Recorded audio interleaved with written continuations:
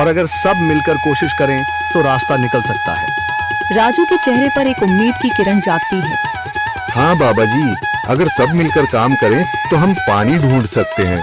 हमने पहले कभी यह कोशिश ही नहीं की। लेकिन इतनी कठिन जमीन में नया कुआं खोदना आसान नहीं। मुश्किल जरूर है, नामुमकिन नहीं। अगर हम मिलकर काम करें तो ये हो सकता है। राजू खड़ा हो जाता है। उसकी आंखों में एक नई रोशनी है। तो फिर हम कल से काम शुरू करेंगे। मैं गांव के सभी युवाओं को इकट्ठा करूंगा। हम मिलकर नया कुआं खोदेंगे। यह कहते हुए वह शामू के साथ गांव के दूसरे युवाओं को बुलाने के लिए निकल पड़ता है।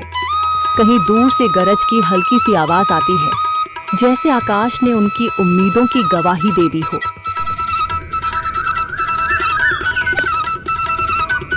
अगली सुबह राजू और शामू गांव के युवाओं को इकट्ठा करने निकल पड़े।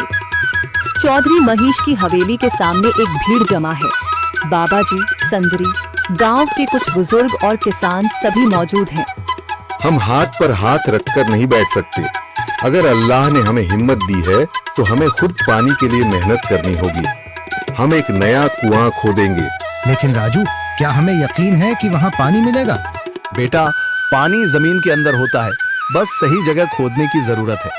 हमने अपने बुजुर्गों से सुना था कि पुरानी नहर के पास जमीन नरम थी, शायद वहीं पानी हो। बाबा जी सही कह रहे हैं। अगर तुम सब यह काम करने के लिए तैयार हो तो मैं अपने कुछ मजदूर भेज सकता हूँ। धन्यवाद चौधरी जी, लेकिन हम सब खुद भी मेहनत करेंगे।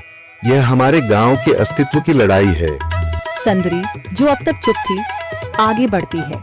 हम औरतें भी पीछे नहीं रहेंगी। हम पानी लाने की व्यवस्था करेंगी, खाना बनाएंगी, ताकि तुम सब आराम से काम कर सको। यही हिम्मत चाहिए थी संदर। पूरा गांव एक नई उम्मीद के साथ कुआं खोदने की तैयारी में जुट जाता है। दूसरी ओर कुआं खोदने का काम शुरू हो चुका है। राजू, शामू और दूसरे युवा बेलचे चलाने लगते हैं। मिट्टी बाहर निकाली जाने लगती है। तेज गर्मी के बावजूद सब पूरी हिम्मत के साथ जुटे हुए हैं। दोपहर की तेज धूप जमीन आग की तरह तप रही है। गांव के लोग लगातार कुआं खोदने में जुटे हैं। हाथ छिलने लगे हैं, माथे से पसीना बह रहा है, मगर किसी ने हार नहीं मानी।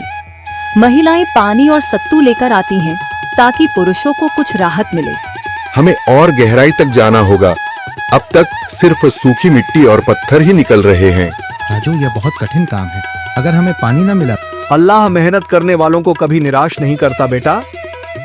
तुम सब अपनी कोशिश जारी रखो, पानी जरूर निकलेगा। हिम्मत मत हारो। अगर अब रुक गए तो फिर कभी पानी नहीं मिलेगा। सभी फिर से जोश में आकर काम में जुट जाते हैं, मगर सूरज की तपिश बढ़ती जा रही है और कई लोगों की सांसें तेज चलने लगती हैं। तभी एक तरफ से रामलाल और उसके आदमी हंसते हुए आते हैं। अरे भाई, तुम्हें लगता है कि जमीन तुम पर रहम करेगी? हाँ हाँ, ना समझ लोग, ये सब बेकार की मेहनत है। रामलाल, हमारा हौसला मत तोड़ो। अगर तुम मदद नहीं कर सकते तो कम से कम मजाक भी मत उड़ाओ। मदद? हाँ, मैं अपने कुएं का पानी बेच सकता हूँ, मगर मुफ्त में नहीं दूंगा। राजू सब अनसुना कर फिर काम में लग जाता है। शाम होने लगती है, लेकिन अभी तक पानी का नामो निशान नहीं। कुछ लोग मायूस होकर पीछे हटने लगते हैं। राजू, शायद रामलाल सही कह रहा है। यह सब बेकार है। नहीं शामू, हमें हार नहीं माननी। अगर आज हार गए तो फिर कभी हिम्मत नहीं कर पाएंगे। तभी अचानक फावड़ा किसी कठोर चीज से टकराता है। एक अजीब सी आवाज आती है। राजू चौंक कर देखता है और जल्दी जल्दी मिट्टी हटाने लगता है।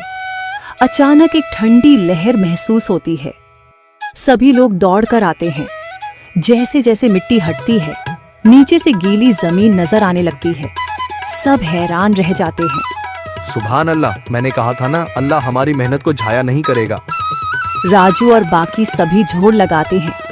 कुछ ही पलों बाद अचानक मिट्टी के नीचे से पानी की एक छोटी सी धारा फूट पड़ती है। गांव वाले खुशी से चिल्ला उठते हैं। पानी, पानी निकल आया। यह अल्लाह की कुदरत है रामलाल, जिस पर तुम्हें यकीन नहीं था। पूरा गांव आनंद से झूम उठता है। लोग एक दूसरे को बधाइयां देते हैं।